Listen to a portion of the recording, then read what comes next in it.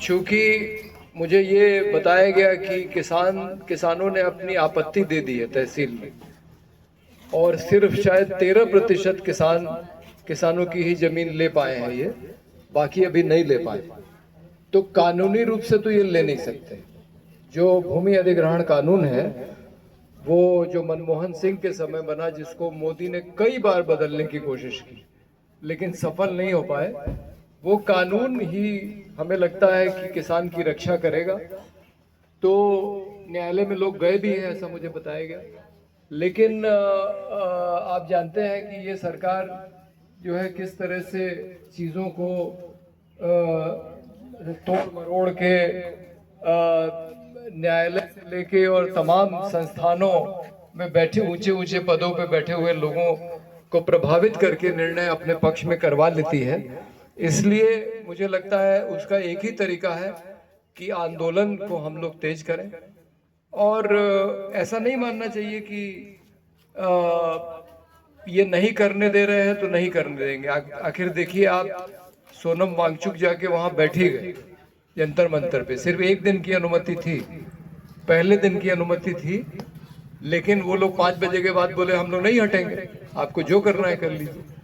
और आज तक जो है, आज मेरे ख्याल से 16वां 17वां दिन है, वो अनशन चल रहा है। 20 तारीख एक महीना हो जाएगा 20 को। बहुत सारे लोग ये सवाल भी उठा रहे हैं कि इसको कैसे करने दिया जा रहा है, लेकिन जो भी है हो रहा है। और मैं तो गया हूँ वहाँ, ऐसा नहीं है कि वो सरकार उसको करने दे रही है। पुलिस पूरी कोशिश कर रही है कि ये इनको हटाया जाए। मतलब उस दिन बहुत पानी बरसा था और उनको तिरपाल लाना था अंदर। वो धरने स्थल को पूरा घेराबंदी करके मेटल डिटेक्टर लगा दिए गए हैं 2 तरफ, उसी में से आप जा सकते हैं। तो तिरपाल लाने के लिए 4 घंटे झकझक करनी पड़ी पुलिस के साथ, और अंत में अभिजीत दीपको को अपना सिर पुलिस वाले के जूते पे रखना पड़ा कि आप जाने दीजिए, क्योंकि हमारे साथी अंदर जो बैठे हुए हैं उनके बिस्तर सब गीले हो गए, अनशन पे बैठे हुए हैं। तब जाके पुलिस ने किसी तरह से उसको जाने दिया। तो और बहुत धक्का मुक्की की, जो लड़कियां थी वहां छात्र संगठनों की, उनके साथ पुरुष पुलिस वालों ने जो है बदतमीजी की। तो आंदोलन दिल्ली वाला चल रहा है।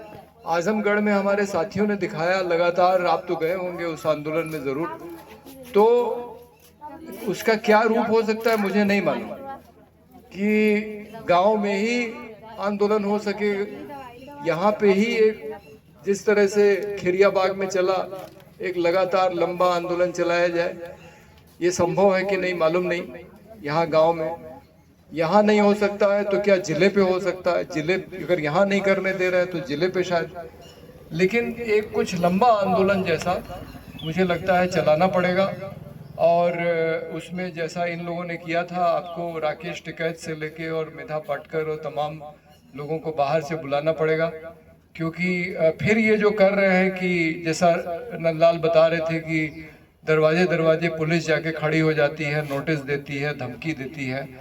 तो ये अगर आंदोलन थोड़ा बड़ा होगा, फिर हो सकता है कि राजनीतिक दलों के लोग भी आने लगे। तो ये कैसे होगा मुझे नहीं मालूम यहाँ की परिस्थितियों को देखते हुए, लेकिन इतना तो मुझे ज़रूर लगता है कि इसका विरोध होना चाहिए। और स्टेडियम के अगल बगल कहीं अगर बैठने की जगह हो वहाँ बैठा जाए। और एक मुझे और पता लगा है कि स्थानीय लोग कह रहे हैं कि भाई स्टेडियम बन ही रहा है तो कम से कम राजनारायण के नाम पे बने। तो ये भी एक मांग हम लोग को उठानी चाहिए कि अब तो चलिए आपने स्टेडियम बना ही दिया, लेकिन इसको कम से कम जो स्थानीय हमारे बड़े सोशलिस्ट नेता हैं राजनारायण जी, उनके नाम पे किया जाए, जिन्होंने पूरी जिंदगी, आज हम लोगों ने सुना किस तरह से जनता के प्रति उन्होंने समर्पित कर दी थी। तो इन मांगों को मजबूती के साथ उठाते हुए, और एक बार आप कुछ करेंगे फिर तो लोग समर्थन देंगे ही, आपको देने के लिए आएंगे ही। तो ये तो आप लोग को तय करना है कि उसका रूप क्या होगा। ये अगर आज शाम को मौका मिले तो हम लोग बैठ के हैं। अच्छा, 27 दिन चला था। हाँ, नहीं तो फिर उसकी संभावना देखिए कि उसको जो है और कैसे चलाया जाए लंबा। ठीक, धन्यवाद। ठीक है बड़े भैया, आपका समर्थन